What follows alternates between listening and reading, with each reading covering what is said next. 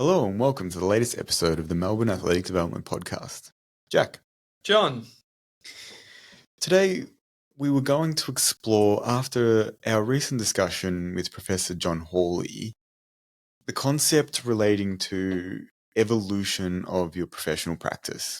Mm-hmm. He briefly mentioned it and he spoke about the fact that it was probably more of an evolution rather than necessarily, significant changes that happened over time. And we thought it would be good to talk about how that evolution takes place and what kind of things seem to be, more prominent in our, clinical practice compared to maybe when we were younger clinicians. Mm-hmm. Well, something that I think of straight away is how my perspective of the problem has changed. Because I think when I first began, you often think of the problem being very simplistic and thinking that there is a clear, absolute answer to solve the problem.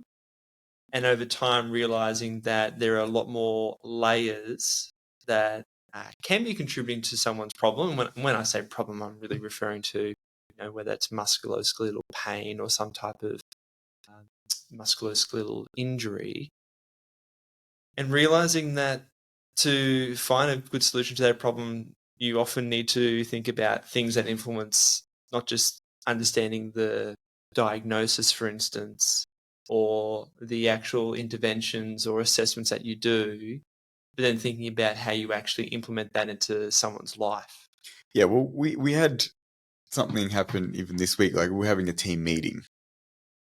And as, we've implemented this process where we go through the new patients that come in and, make sure that our clinicians feel like they're going through their case and, navigating all of the areas. And we had one of our staff members start to go through it. And, like me being the pain in the ass that I am, said to them, like, all right, get to the point. Because they went on, and you laughed at me because I said, this isn't War and Peace or Crime and Punishment or something like that. And you're like, you're an idiot. But the point I was getting to was, it's important to know how to maintain what is important and what is not, and keep it succinct and related to the key things. And we always, I know it's something that gets spoken about a lot when it comes to, say, like sports performance, but like, keep the main thing the main thing. Yeah. Actually, I was going to ask you then, because I feel like that almost is a contradiction to what I said, because what you're highlighting is you've got to be able to identify the signal from the noise. But part of that then too is what is the signal and what is the noise? Because something I was alluding to is, well, it's all well and good to, can it always be that clear? Can it always be that straightforward to be like, well, this is the problem, this is the way we're going to approach it? I think one of the problems that younger clinicians have, and I think this is the difference as you get older, as you get good and older, more experienced, you learn to discern when something is simple and when you do need to investigate further. Yeah. So, like, whilst it seems like on the surface that maybe we're kind of on different pages, it's not necessarily the case. I think, like, when you're younger, you don't, or I keep saying younger, I don't mean it in that way. I mean, maybe less clinically experienced. You tend to chase down rabbit holes that you don't need to. And it's really, really valuable, I believe, to know when further investigation is needed and when you're spending too much time looking at these things. Yeah, actually, and that's probably a good thing to highlight, because I think of going back to university, we learn all about biopsychosocial model. Typically, though, we like to fixate on the biological elements. I want to understand what the specific diagnosis is. But then actually, you don't want to get too... This is where it's interesting to make that separation of, to begin with, you actually do want to understand specifically what the issue is. What the issue is in terms of like the biological issue. Yeah. I'm not What's saying the pathology? What injuries occurred? Totally. And actually, if anything, perhaps that's one of the issues that's changed. Well, not issues, one of the things that's changed, where to begin with, you're a bit like, I need to get a bit of everything. I need to collect all the data. I need to collect this and this and this, because these will be related to it. Where nowadays, I know that that's relevant. I'm going to get to that. But to begin with, I want to go, what are you presenting with? What is the problem? And do I have a clear understanding of the source of the symptoms and getting an understanding of the severity of the pathology? Because that straight away gives you indications of where you go next. And if something, I had this discussion with someone the other day, actually at the track, and I was saying, like using the principles of Occam's razor. Mhm. I think there's a big issue that happens, particularly in the development of a professional, and it very much comes out in the Dunning-Kruger effect, is you learn a little bit, or you learn about a specific area, and you start seeing confirmation bias where you start seeing that everywhere. And you want to apply that to everything. So you start retrofitting that into your situation. But as Occam's razor or Occam's principle suggests, is like that requires too many assumptions for that to actually occur. If someone's walking down the street and they roll their ankle, stepping over a curb and a curb, and they feel it, literally go into, this inversion type injury, and then they can't walk on it. It's pretty clear what the mechanism, what the pathology is. At that point, there's no point saying like, oh, maybe there's some psychological component that's driving the development of their pain symptoms. How does their cultural background influence their perception of the experience? It's not to say that it's not relevant. It is, because you will have people, for instance, who do roll their ankle, and we've spoken about this before, certain cultures experience or demonstrate the experience of pain differently. Some people are very, flamboyant about it, and it tends to be, we've spoken about like the romantic countries versus sometimes that separation. I think in Western culture, people from Southern Europe versus Northern Europe. Northern Europe tends to be very stoic, so they roll their ankle and you can see them limping. You're like, how's your ankle? Fine. What's your pain? One. Right? And then you see someone who, from Southern Europe or they've come from that kind of region, and they have a different relationship with pain. Not everyone, but as a generalization. And you see like they're walking around doing, cartwheels, and then you say, oh, how's your pain? Oh, it's 8 out of 10. Like, oh, your symptoms don't seem to, or, you're not walking in an antalgic manner. So, well, and I think the thing you're highlighting here is understanding that when do you need to apply different areas of knowledge, and tie that into with the very simple thing of, why do you think someone's actually come to see you? And I mean, I know that's something that we do with our online assessment of like, what are your expectations? And if their expectation is, I want to understand the problem or a diagnosis, then you need to make sure that you spend some time on that. Now, I think that's a pretty clear and straightforward for most presentations anyway. Of course. And the expectation then needs to be too of, how do I go about navigating finding the best solution to this problem? Because typically in the first session, there's only so much time you have to collect data. And there's only so many things that you can tell a patient or a client in one session too, without completely losing them in the process, because you're talking about how their prior experiences or their prior injuries, and they're like, I've just rolled my ankle. Like, can you do something about this? Exactly. And that's where I think, as I said, as you start to develop more understanding, you get better at discerning when to dig a bit deeper, or you see a little bit of information that is relevant to keep exploring. Rather than, and this comes down to like information gain. So I think we've spoken about this before, but someone like a Gerd Gigerenzer, who's done a lot of decision-making research, for anyone who's interested, he's got some really cool stuff, and he's got a good book called Risk Savvy. But some of Gerd's work talks about the difference of how you explore information gathering. Yes. And they talk about like bounded and unbounded, and rational versus irrational information. So bounded would be you keep it within certain parameters. This is what we're talking about. You bind that into, I'm only going to look at, the pathology, the tissue capacity. If you start opening up other areas of, and they're not that they're not relevant, but I'm going to look at some of the psychological and cultural and historical components to what's going on with this. I'm going to open up some understanding of their prior training history and their previous experiences and all these things. All of a sudden, that's become closer to unbounded.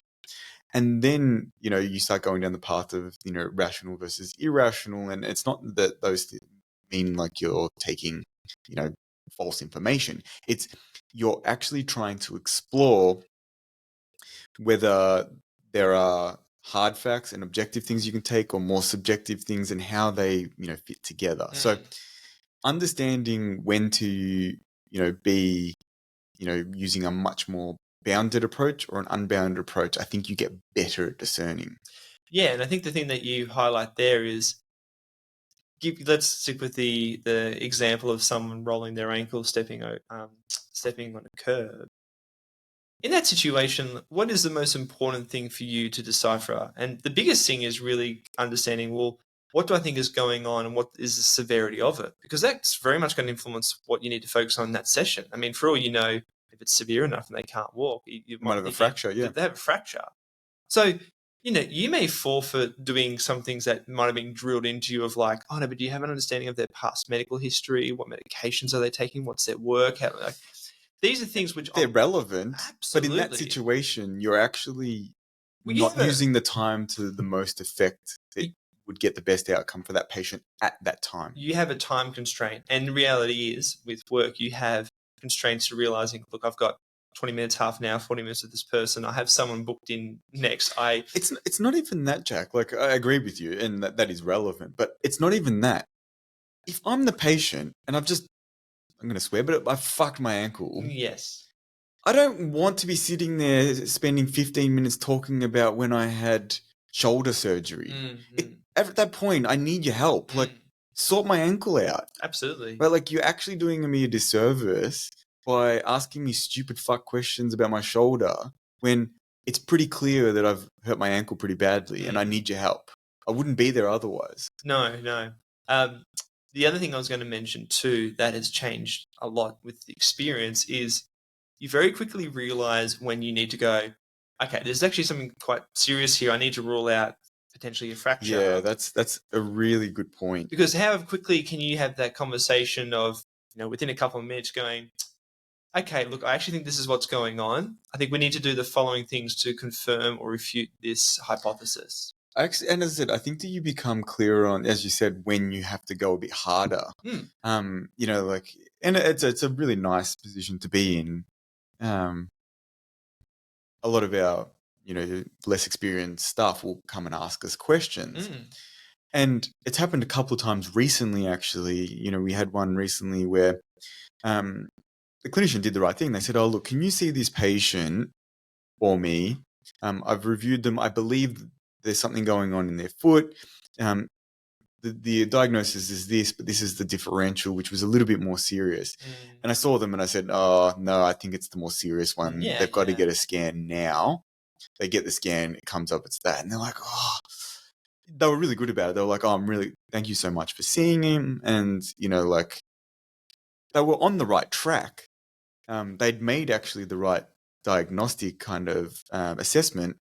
They just didn't necessarily have the fortitude to be like, no, go do it straight away, right? And it's not to say that necessarily my decision-making was better or worse. It's just I've seen it a few more times and I'm like, there's no point waiting to get this imaging done. I think it's pretty clear that something's going to come back. Yeah. It's funny you say that. It makes me think of early on in my career where you'd see someone with what looks to be a very bad ankle inversion injury in the sense of visually it looks bad. There's a lot of swelling, a lot of bruising.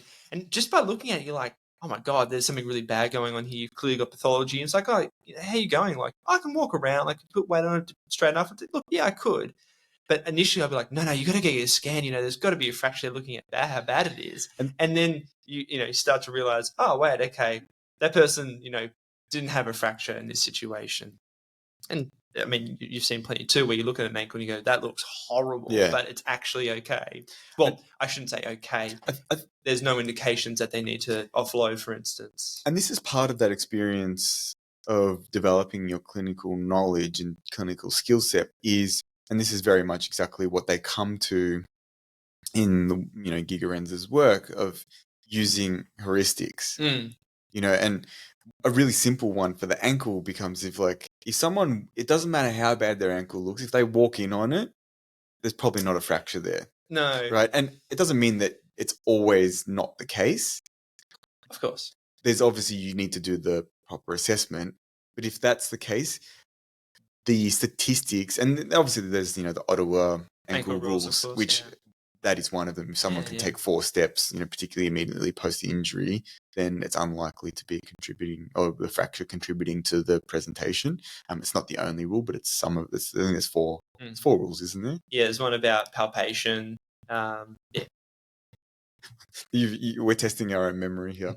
Oh, I wasn't going to go into the full details, but No, you must, Jack.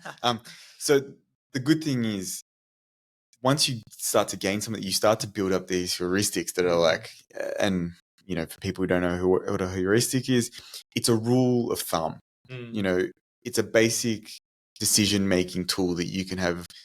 The the highest probability is that if you see this presentation, then it's probably in this category. And we use heuristics in our everyday life. Like, this is something that helps us to be able to subconsciously navigate through every day, but it's something that certainly works it's very useful clinically as well. On that, and this is a complete aside, so I apologize for hijacking, but it's funny how much cognitive dissonance you get when those heuristics fail, or something doesn't follow what you think it's going to do. It's just really funny stuff. And there's a lot, you realize how many things we take for granted because of those kind of, it's like, I'll give a really dumb example of, like, in Australia, we use the basic heuristic: if the light's red, no one's going to come through that intersection. Yeah. Right? In other countries, it's probably different, but in Australia, we're really trusting. And I noticed this when I went overseas of like, oh crap, I actually need to be careful not to assume that basic decision that I make of, oh, the light's red, I can walk now, is not actually accurate in a different setting. I know there's the exact same thing with zebra crossings in particular. Yeah. Like in Italy, I've noticed that if you start walking, the car's most likely going to slow down. But if you're waiting for them to slow down, don't expect them to. No. It's very funny. I guess if you're waiting, not crossing yet, thinking, oh yeah, I'll wait till they slow down, to basically indicate like, no, you've got right away. That doesn't necessarily happen. Yeah, but they will slow down if you start to walk. But you almost have to. You have to initiate it. Initiate it, exactly. Yeah. So as an aside, but I think it's funny when you're like, it starts messing with you because you're like, I've got this idea of what's going to happen here, and it's just not necessarily the case. And I think the other thing too that comes with experience is when you use heuristics, because I think subconsciously we fall to heuristics all the time, but also then when not to. And that's the expert problem. Correct. That people talk about.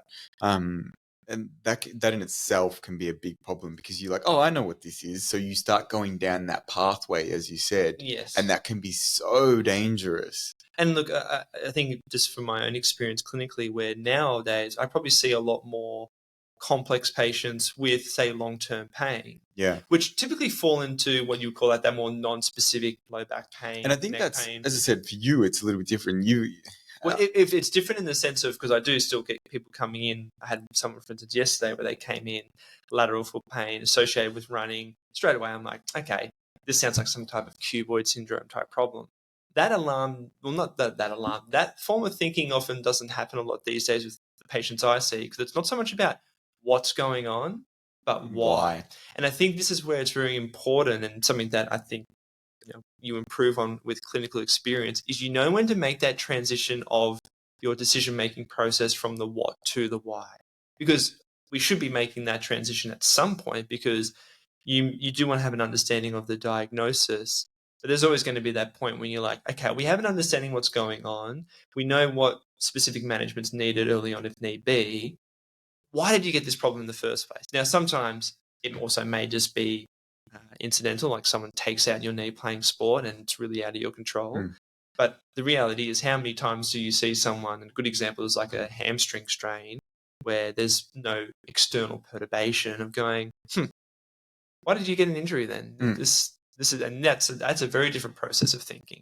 Yeah. Like, I think it's for you, it's probably interesting because I feel like you have, and this is just an aside, but you have evolved to be seeing a lot more of our complex presentations. I think definitely. You're sort of becoming the go-to person for that. So I feel like it's probably very different in that space, and you probably live in a world where it's like, I don't see very obvious mechanistic injuries very often, whereas I probably get a lot of those and you get the opposite. So this might be why you and I at the start were like, you're seeing this and I'm seeing that. Well, it's funny actually. I think that has also been always a personal bias of mine where, like, I studied physiotherapy, then I did a yoga apprenticeship. That's influenced my philosophy and kind of this very holistic view. But that also can be, well, I found that problematic early on because I'd often be like, well, what are the things that are relating to this? And then forgetting Occam's razor at times of going, let's just really focus to begin What's with the on main thing? what are they presenting with, and let's understand what the problem before we start to go to why have they've got that problem. So but now I probably attract more of an individual who it's much more important to have the knowledge and skill set to understand different variables and modulators to understand, well, you've seen someone else, you've got conventional treatment, you've seen a physio, a chiro, a doc, you haven't had a response, you've still got pain. Is there something that I can look at that hasn't been addressed yet? And I think, I think it's for clinicians who are and practitioners maybe coming from the sports performance side of things too. Like I think at the start, maintaining the basics are really important.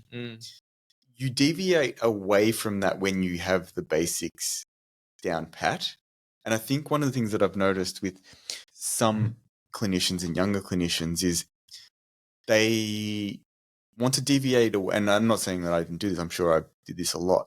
But you want to deviate away from the most obvious thing because it makes you feel like you're a bit more clever. Of course. You know, like, oh, I looked at this and I looked at that. And it's like, yeah, well, that is, you know, 0.25% relevant. And the other 99.75% is like they just rolled their ankle and you need to address that pathology that's in front of you right there. Exactly. Yeah, no, like the reality is when you're seeing, unless you're seeing a very nuanced population group, they fit into some pretty similar categories of what the actual problem is. And that's where, those heuristics are important. I think one of the things, and it'd be good to talk to you because I had this experience in my coaching stuff recently, and it would be good to ask you about this. I had this experience where I actually have had to heavily critique my own philosophy and approach to something. And I don't think there was a strategy behind that. I just kind of was like, I'm not happy with the result. I've got to actually explore this. How do you think you address that as a professional and as, you know, whether it's a a clinician or in more sports performance of like, I keep seeing this trend of, you know, these patients aren't getting better or I keep getting this result. Maybe the way I'm approaching this is not the right, you know, solution for that. Do you think that there's a process you can go through to actually arrive at that? Or is it just about, you know, being open-minded and questioning yourself? I think there's both in short. I actually think that's where it's really important to be able to have other people that you can communicate with because I know I spend so much time in my own head in general. I guess we all do. And that's the same with patients, particularly the ones who you haven't had the outcome that you expected. But the issue that is when you're trying to reason it yourself, you still have our own bias. Well, I guess John spoke about this, didn't he? Yeah, well, he did, absolutely. I think this is why, like, whether we like it or not, we tend to be attracted to people who think similarly to us, have similar experiences, and generally have a similar worldview. Right? And I don't say that in any critical way, but we tend to be comfortable in those settings. So even for us in a professional setting, and people will probably do this, you tend to probably professionally align with people who have similar philosophies to you. Now, they might differ in some areas, but the general premises are the same. You know, like if someone, I'm going to use it again, we use the ankle example, it's just to keep it simple, but like if, for instance, the philosophy of your clinic is, okay, you get them to start loading that from early on and they're walking and doing all of those things, you're probably not going to have too many clashes with people. You're not going to have too many clashes compared to if you had two clinicians, one who's, I always put them on crutches, even if they can walk, versus, no, we always mobilize them as soon as possible. I feel like if you had that in your clinical setting, and you had a robust professional environment, you'd be clashing, going like, no, you need to get them moving. And the other person would be like, no, you need time to, let that heal and not put any loading through it. And there's different reasons why people might have those different philosophies, but we tend to be attracted into environments that are more homogenous in their thinking. Yeah, look, I agree. But at the same time, too, I think about, say, when we have weekly meetings to discuss new patients, the thing that I think is really valuable about us doing it as a group is the questions that we ask the clinician about that patient do vary. Like I think about Yeah. when, even recently, when we had a meeting and we had one of our colleagues talking about a new patient, the questions that you asked to related to, like, well, do you have a clear understanding of the diagnosis? Have you looked at this? Have you looked at that? Versus the suggestions I gave versus the suggestions of one of our other colleagues do vary. And I think that is where the real value is, because, there's no doubting that there are times when you say something or someone else says something, I'm like, oh, actually, that's a good point. Like I that think wasn't my default to go to that, but the it actually reason I is say that covered. is, well, I think one of the things that we're lucky with, and it's by design. Like the thing that we pride ourselves on is exploring information. It's why we do the podcast, why we talk to people, and actually having some diversity in how we think. Because people talk about diversity a lot, and it can happen exactly as John said, by going into different countries, getting different cultural experiences, different knowledge. But it actually can just come with people having different experiences and having different ideas. Yeah. And not, we spoke about it with John, but like not getting upset if someone has a different idea to you. I think one of the things that we pride ourselves on in a lot of ways in this setting, and it doesn't always work, and it's not always perfect, because we probably do at some level try and keep some level of homogeneity, but Yeah. we actually appreciate that you do things a little bit different to me, who does it different to some of our other clinicians, and we have different ideas, and we actually value that, rather than saying, no, you need to do it the way that we always do it, and I do it this way, so you've got to do what I do. And that, I think, is important. And I think the thing that's important to remember is health can be sustained or health, or I mean like recovering from pain or an injury, can be done many ways. There's many ways you can skin a cat. So the thing that we always have to realize is, if you have a good outcome with someone, their pain's alleviated, they get back to playing sport, whatever their outcome is, that obviously starts to create a positive confirmation bias to us of like, great, what I did is really good. The thing that we need to be able to explore better is, you've seen a similar patient who rolled their ankle. I saw a patient who rolled their ankle. You and I might do slightly different things. And it's actually, that's where you sort of be like, okay, like John did this, I did that. Now we kind of had similar outcome. Is there something I can take away from that? Because otherwise you're still stuck in your own echo chamber of going, well, no, I had a really good outcome. And it's interesting. I remember, she's going back to when I started as a graduate, clinical Pilates was the absolute thing to do. Yeah, it's still pretty strong, but it's something that people were really investing a lot of time and effort into. The reality is, we are all susceptible to certain fads and trends, and at that point, clinical Pilates was really the thing exploding. to do. Yeah, and I'm not suggesting that it doesn't have value by any means. But I think that's what you suggested. But I remember talking to a colleague where I was arguing about, look, I don't think it's useful for this and that. And the person said, well, why does it work? And I didn't say this at the time, but reflecting on it, is the question I don't necessarily think we need to ask ourselves all the time is, will it work or not? But is that the optimal strategy to do? Well, and I think that's a really good example of why you need to be able to go to the next level of analysis, right? Because if someone says, why does it work? Right? And it's not that it doesn't, like, it does work, and it works for a very specific reason. Yes. Right? And this is where I think as you get more experience, you start to ask the question, okay, as you said, why does this work? Or why does this not work? And I was going to emphasize the latter, because again, it comes back to, there's many ways you can skin a cat. You could do clinical Pilates for low back pain and they start to feel changes in their symptoms over time. The issue then, of course, is the whole correlation versus causation. But okay, let's use that example, because I think that's the right example. The reason that it works, if you go to that deeper level, what is Pilates? Well, it is a level of resistance training that's typically low force and low velocity. Requires stabilization of multiple areas of the body, maybe in some sort of coordinated fashion, maybe in a more isolated fashion, right?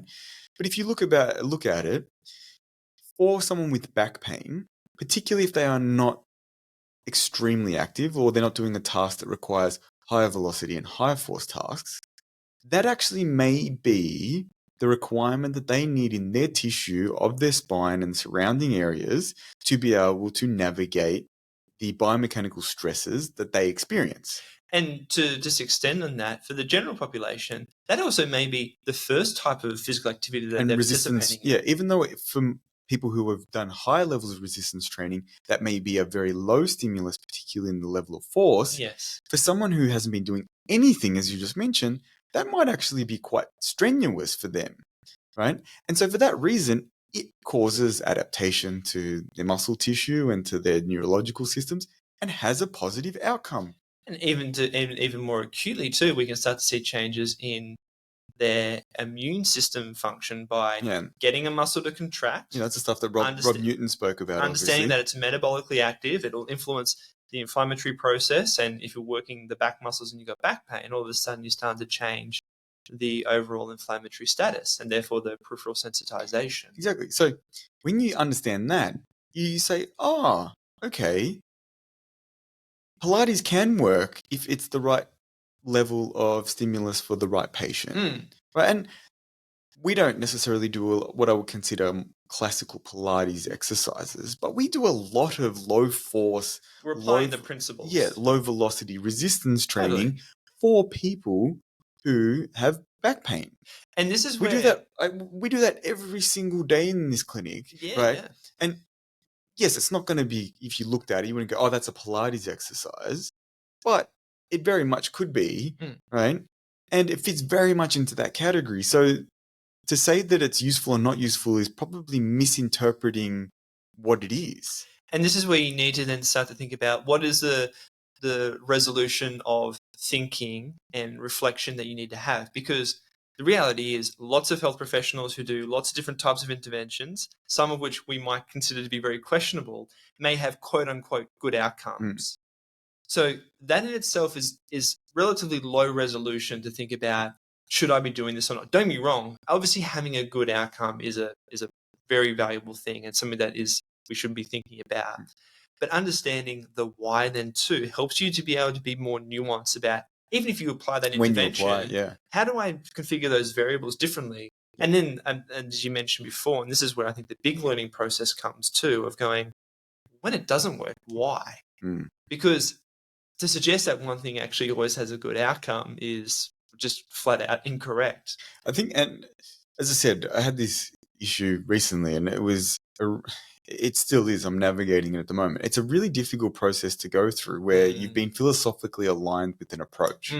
You teach someone how to do something a certain way, or you approach an injury in a certain way, or for me, it's, I coach a certain aspect of the running in a certain manner, but it's actually not getting the result.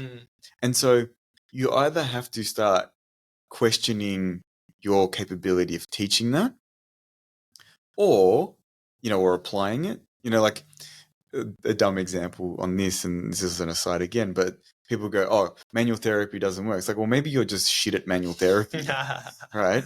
Because some people claim that it does a hell of a lot of good, and I would say they're probably right. And look, the first thing you have to ask yourself is, that's a relatively low resolution statement and question to ask. But it's the same thing, as I said, that I'm talking about from the coaching. It's like either manual therapy doesn't work or you don't work, right? And you have to ask yourself that question. And after teaching something in a certain way for a long time, I'm like, I don't think that I haven't necessarily evolved my understanding to teach it well enough. Maybe what I'm actually applying needs to evolve, needs to change. And I think there's a lot of challenge in that, in the sense of you get worried about lost time and lost effort. But at the same time, I think, personally, I'm philosophically more aligned with getting a good result than I am with, maintaining me being right, which makes it easier. Because the funny thing is, and I can ask you about this because it happened a little bit with the athletes where I was like, look, we're going to do it this way from now on. And they were like, what the fuck? You've been teaching it this way for 3 years, 4 years. Like, why are we changing? I'm like, it's not working, right? And I had to say, some of them were like, yeah, but I'm like, oh, okay, do you want to run faster or do you want to hold on to something that's not working? And they're like, run faster. I was like, well, then let go of it. And I think it's the same thing that happens often with patients. Like, patients will sometimes realize, and I think you and I are similar, like, we don't really care what we do as long as we're getting the outcome for the patient. Absolutely. Right? But sometimes patients will pick up on that. Like, last time you said we're going to approach it like this, and this time we've almost done a 180 on that. And you're like, yeah, well, that wasn't working. So what would you rather? Me say that I was wrong and I need to change it? Or would you rather me stick to it and say, I'm right, you're just not doing it properly? Or, clearly something else is happening. It's like, no, maybe just what you're applying is not the right thing for that individual. Yeah, no, absolutely. I've had a couple of patients in that scenario myself recently. Yeah, and it's a weird situation to be in at times because you actually have to explain to them, like, what we applied was not the right intervention, right? It's not because that intervention doesn't work. It's like what you were saying before about, say, with Pilates. With the right person, it works perfect. With the wrong person, it might not work at all. It might make their back pain worse, right? And there's talk about this. We spoke with Georgie, who was on our podcast. She's got some interest in women's health physio. And one of the big things that's become a massive area for them is this evolution of people having pelvic floors that are overactive rather than underactive. So at the start, when people talked about women's health physio, it was just like, oh, you need to train your pelvic floor. It needs to get stronger. It needs to do these contractions and hold and do, these Kegel exercises. And then what they realized is for some people that was increasing their, problems. They were getting more discomfort. They were getting more symptoms. And I'm like, wait a minute. Well, and maybe the problem's not they need more, it's they need less. And the more nuanced experience of it was helping, but now it's not. And that is a good situation. Can you maybe elaborate on that more? Because that's so true. Well, and it makes you even think about, say, with you reflecting on your coaching and say changing a particular approach to whatever element it is. Maybe it was working actually for a period of time for certain athletes, but now based on the evolution of that athlete, you actually have to then change your mindset. And I think that's a really, really, we spoke about this actually recently when we spoke. We're referring to a lot of other podcasts, so maybe go listen to them if you get a chance.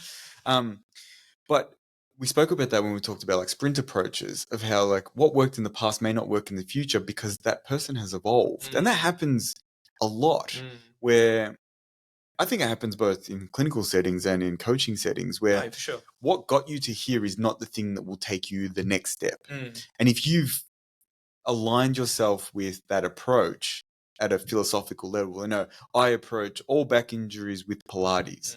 It's like, okay, well, that's great, but this person is coming there a different presentation and you need to evolve beyond having that as the only approach that you take. Or the funny thing, or the patient who comes in, they're like, but I've been doing Pilates for 5 years. And it's like, oh yeah, that's thrown that in the bin. Yeah. And it hasn't really changed.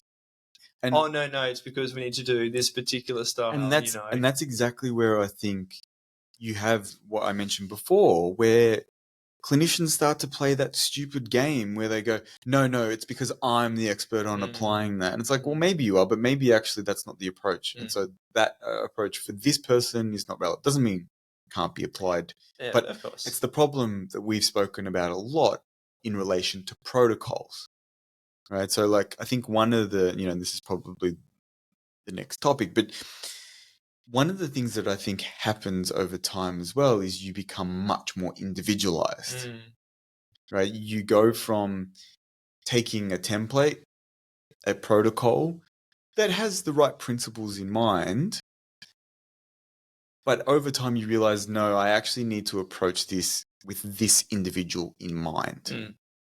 And the reason that you do that is not actually because there's anything wrong with that approach, other than over time you notice that you don't end up getting the results that you want.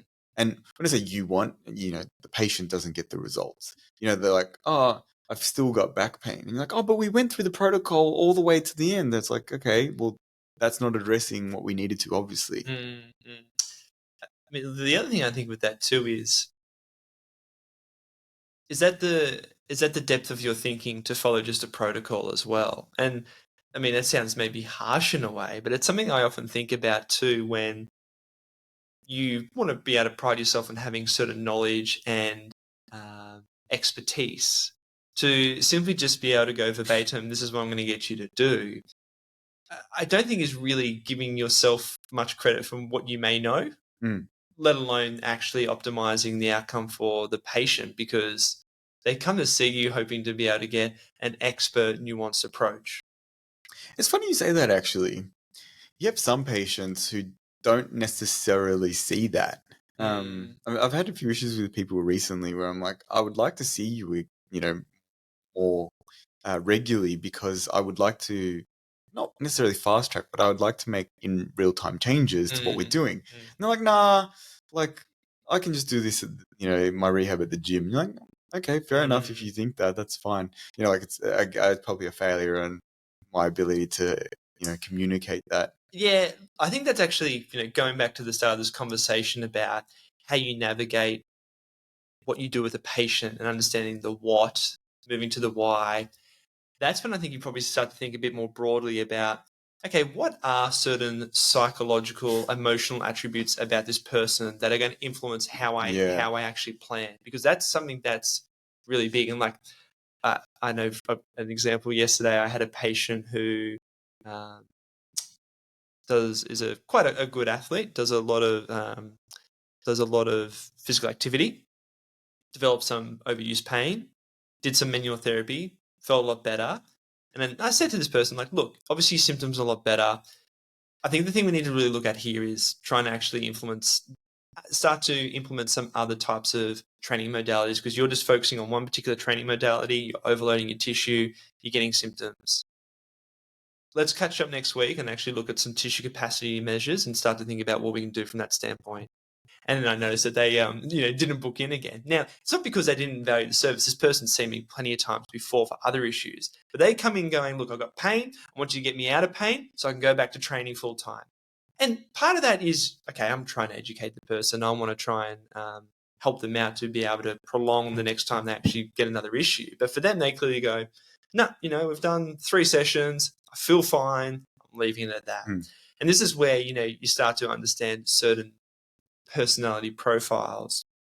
And I mean, that can be something as simple as, again, something that we try to collect data on is like, how long do you think this is going to take? Or like, how much, are you able to come in? Because some people have some pretty set parameters about that. And some people have different expectations, I think, too. Like, I know it's something we've talked about before, but I think typically more middle-aged, older people are much more responsive and open to going like, look, these are the things we need to work on.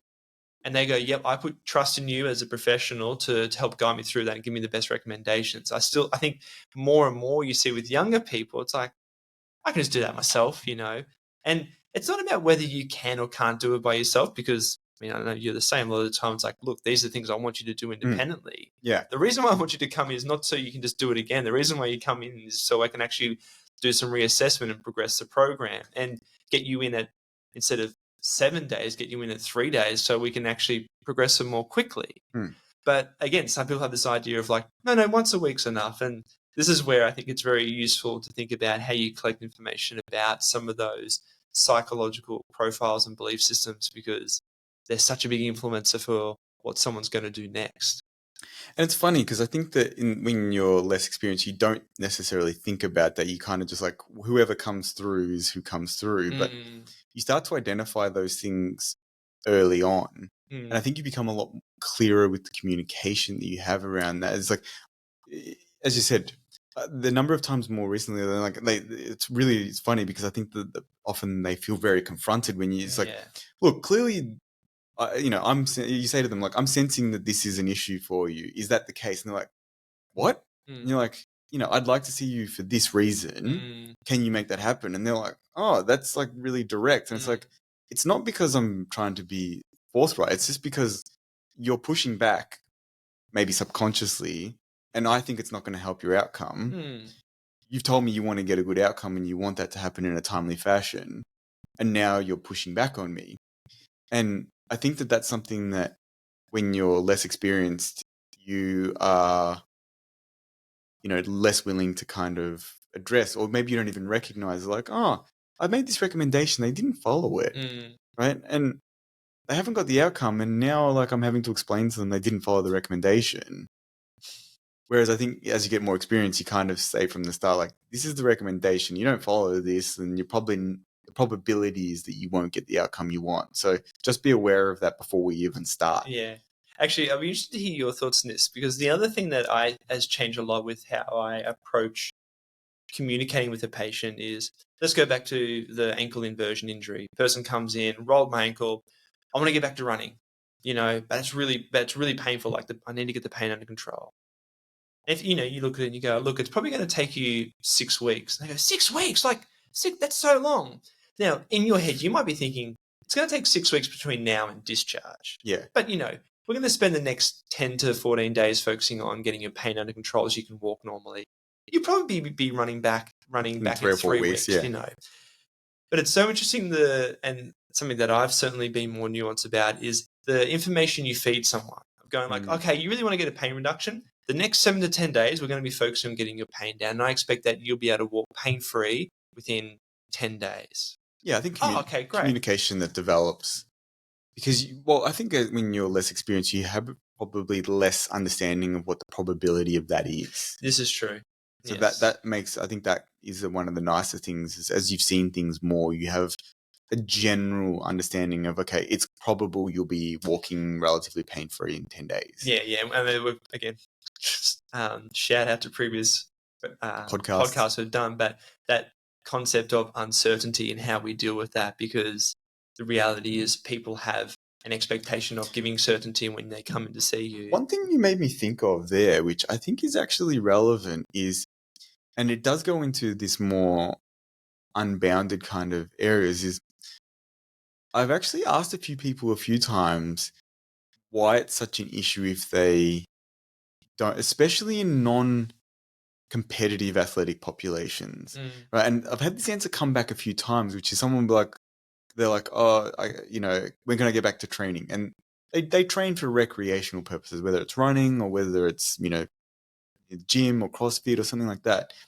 And they'll go, 3 weeks, like I can't, I can't not train for 3 weeks. And I've actually said to a few people, like, what's your issue with not training for 3 weeks? And you realize that for some of them, it's mental health management. And it's good these days because people are much more willing to talk about these things. People will say, oh, it's like, it's how I manage my mental health. And I've actually gone to the effort of saying, like, okay, well, what other things can we do and what can we put in place so that you feel like you are still, if exercise is the thing that you want to maintain, how can we do? And it often is a very easy fix. It's like, oh, I normally run. It's like, okay, well, are you happy to cycle for this 2 or 3 weeks while we're getting you back to running? Oh, yeah, I'm happy to ride. It's like, okay, well, let's just ride. And then, oh, okay, yeah, no, it's all right. I'm not worried or anxious about the fact that it's going to take 3 weeks. And that's something that I think in the past I just would have glossed over in some ways, and because I was not aware to even ask that question or wouldn't have even thought to prompt that. Well, and that actually makes me think of something else that's changed a lot since I first started working. Is one, you start to perceive yourself as much more as a professional, and therefore when you speak to someone, I very much see it as I'm giving them my professional opinion. It's not a personal thing. It's not me going like, this is my personal bias and perception of you. It's like, my professional recommendation or my professional advice is this. Take or leave it, and part of that is also a negotiating process of going like, that doesn't suit me. Well, how about I meet you here? Okay, that's all right. I'll agree to that plan. But you still obviously have an emotional reaction when you don't get a good outcome or someone doesn't come back, but less and less so. Part of it is, again, going through that same reflective process of going, I didn't have an outcome that I wanted. What were the deficits or limitations to that? But it's something that certainly has changed a lot, where you start to be able to remove so much of the emotional, personal elements to people that you engage with professionally. Yeah, it's funny you say that. I remember as a younger clinician, I was actually working in aged care at the time. And my boss at the time called me in and said, "Oh, look, we've got this feedback from from one of the patients that they would prefer if you aren't the person that sees them." And I remember being so annoyed about it, and my boss being like, "Well, what's the issue?" And I was like, you know, my professional conduct is part of my like it's who I see myself as, and blah blah blah. And he was like, "Mate, you need to learn how to separate this." And I was like, "Fuck off, no I don't." And I was like, now looking back, and I was like, gee, I had a long way to go because it wasn't helpful for me to, and not that there isn't intertwining of your personal and professional conduct, but it wasn't helpful in any way. Like, I actually needed to understand that not everyone is going to like your professional approach. No. As long as you conduct yourself in a professional manner, and you're giving the advice to the best of your ability, and it fits within the recommendations that are reasonable, then you need to accept not everyone will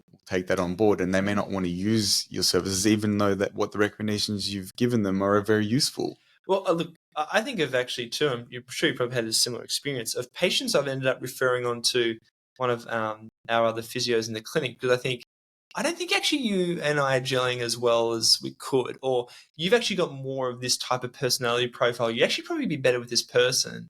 And in fact, I've seen really good outcomes because of it. And like, there are times when you go like, yeah, you know what? Maybe you and I aren't the best people to gel with, and particularly too with some long-term patients. Yeah. Someone like following an ACL reconstruction, I can think of, who I referred on to one of our other physios, and I think probably had a better outcome because of it. Yeah. Just because of differences in personality, and that's okay. Like, I don't think that's necessarily a bad thing. And the reality is, the kind of patients that we attract, particularly when it's word of mouth, are going to be within a certain type of profile because of our own particular philosophies, in addition to how we interact and communicate. Yeah. Alrighty, Jack. I think we've covered off on a hell of a lot of things there, but if there ever is anything that people want to discuss or want us to discuss, or share some of our experiences, feel free to contact us via our website, or on any of our social media channels. Thank you for listening. Thank you.